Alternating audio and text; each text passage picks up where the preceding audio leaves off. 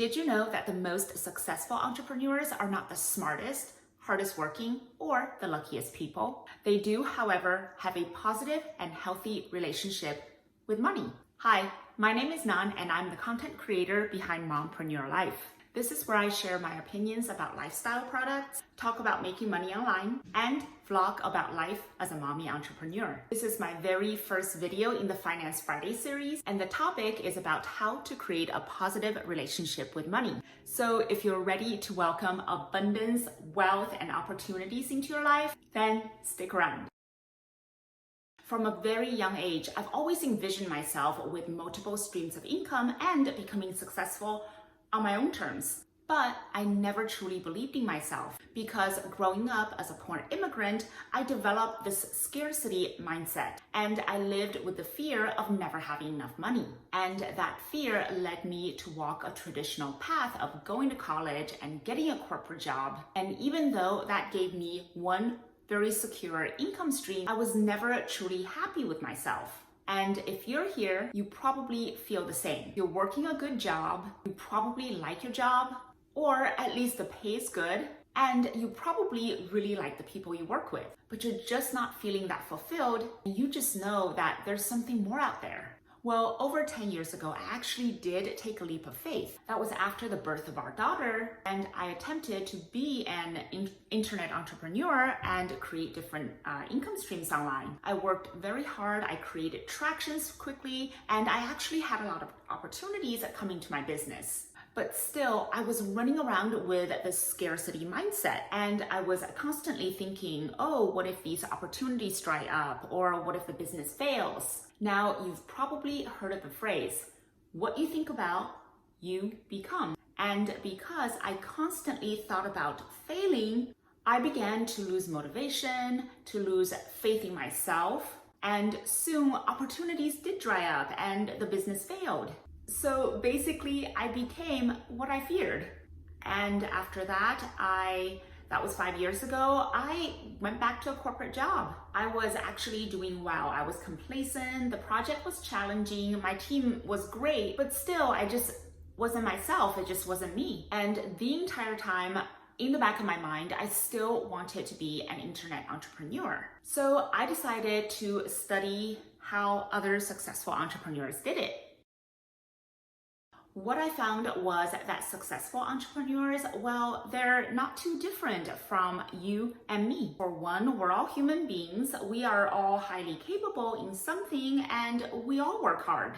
But one thing that makes them different is that they all have this positive, healthy relationship with money. In their view, wealth, income, opportunities, they are these endless and effortless streams of energy. And these successful entrepreneurs, they're always open and welcoming to receiving this energy. Also, they don't bother with negative thoughts, and therefore they exude this inner confidence that no matter what their net worth is right now, even if it's not very much or it's in the negatives, they can always recuperate. In other words, they don't see failures as failures, only lessons learned. And that's why these income streams and opportunities, sometimes in multitudes, they just flow naturally to them. Now the question is, how can we, you and me, model after them? Well, first of all, we have to believe that anyone can create a positive relationship with money.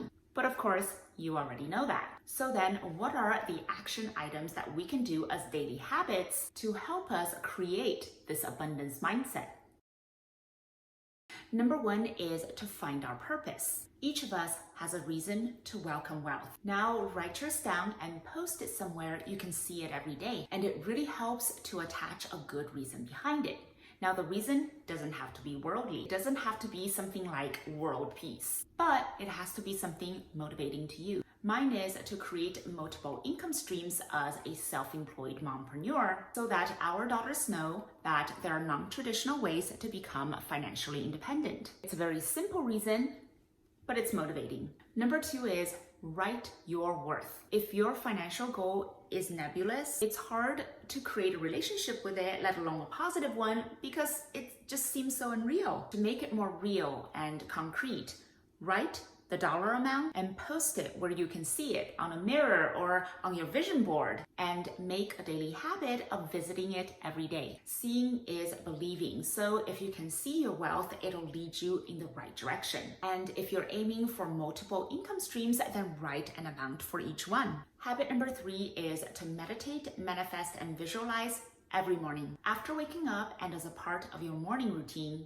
go somewhere quiet and just clear your mind, because you want to start with a clean slate. And remember the dollar amount that you wrote?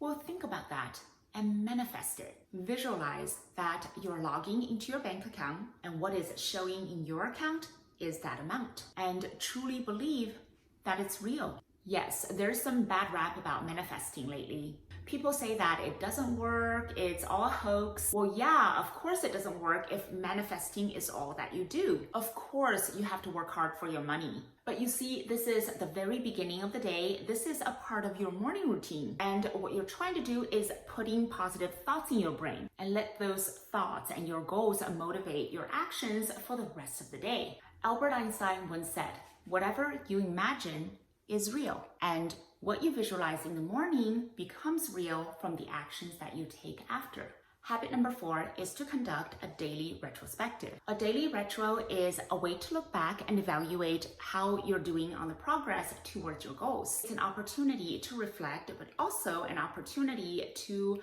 make improvements. During my daily retros, I'd like to ask myself 3 questions. Number 1 is, what accomplishments did you make today? In other words, what went well? Next, what didn't go so well? And finally, how can you improve tomorrow? But of course, you can retro your own way.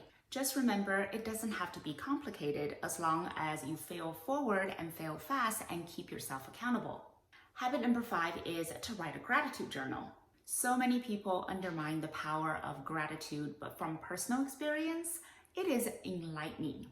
I remember being so upset one day after work. I was on public transportation and I was just on the verge of screaming. And I took out a piece of paper and pen and just started writing. I wrote any and everything that I was thankful for, from the socks I wore to the breakfast I ate to the roof over my head. After about 5 minutes, immediately I felt better. You see, all these little boosts of positivity really just pulls you away from that negative space. Habit number 6 is to clean up your workspace every day. Well, let me ask you this. What exactly is money? Well, I can tell you what it's not. It's not those papers in your wallet. Those are just representations of money. Money is abstract.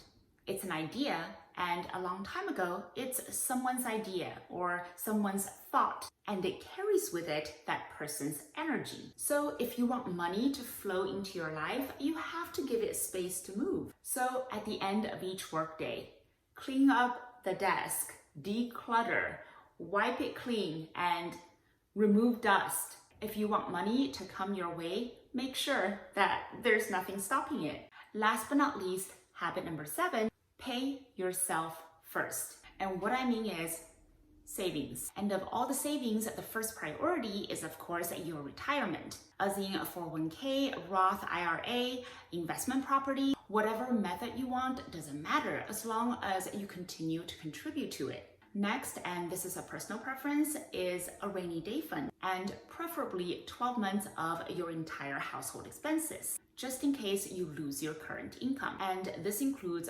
mortgage, rent, your family's insurance, car payments, discretionary income, various loans that you have to pay back, whatever monthly expenses you have.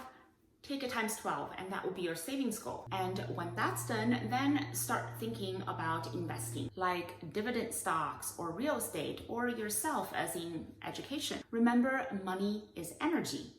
Energy is power. Therefore, the more money you have in your reserve, the more powerful you are. And that breeds confidence and positivity. Money, wealth, income, opportunities, they're all around you. But if you operate in a scarcity mindset, like I did, you'll always be focused on the fear of lack and not at the opportunities that are coming your way. If you can put all that negativities away, you have so much room for better things to come your way. Building daily habits is very hard, but it's worth it. And I hope that you build the daily habits that we talked about today, and use them to create a more positive relationship with money.